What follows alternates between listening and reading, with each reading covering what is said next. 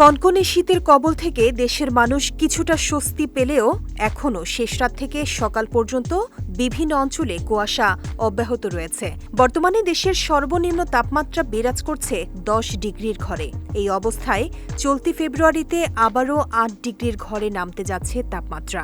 সেই সঙ্গে এ মাসে হানা দিতে পারে বজ্র ও শিলাবৃষ্টিও।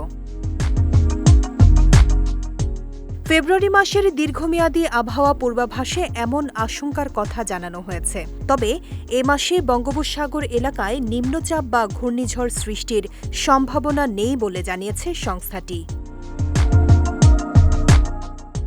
আবহাওয়া অধিদপ্তরের পূর্বাভাস অনুযায়ী ফেব্রুয়ারির প্রথমার্ধে দেশের উত্তর পশ্চিম ও উত্তর পশ্চিমাঞ্চলের উপর দিয়ে একটি মৃদু শৈত্যপ্রবাহ বয়ে যেতে পারে। এ সময় দেশের নদী অববাহিকা এলাকায় মাঝারি থেকে ঘন কুয়াশা এবং অন্য এলাকায় হালকা থেকে মাঝারি কুয়াশা পড়ার সম্ভাবনা রয়েছে। এদিকে চলতি মাসের শেষের দিকে অন্তত 2 দিন দেশের কোথাও কোথাও বজ্রসহ বৃষ্টি অথবা শিলাবৃষ্টি হতে পারে বলে জানিয়েছে আবহাওয়া অধিদপ্তর। তবে এ মাসে দিন ও রাতের তাপমাত্রা ক্রমান্বয়ে বৃদ্ধি পাবে এবং দিন রাতের তাপমাত্রা স্বাভাবিকের চেয়ে বেশি থাকতে পারে।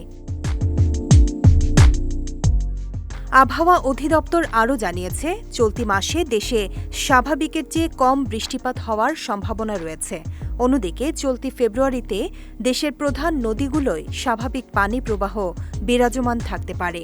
এছাড়া এই মাসে দেশের দৈনিক গড় বাষ্পীভবন 2 থেকে 4 মিলিমিটার এবং গড় সূর্য কিরণকাল 6 থেকে 8 ঘণ্টা থাকতে পারে বলেও দীর্ঘমেয়াদী আবহাওয়ার পূর্বাভাসে জানিয়েছে সংস্থাটি। বিজয় টিভি নিউজ ডেস্ক।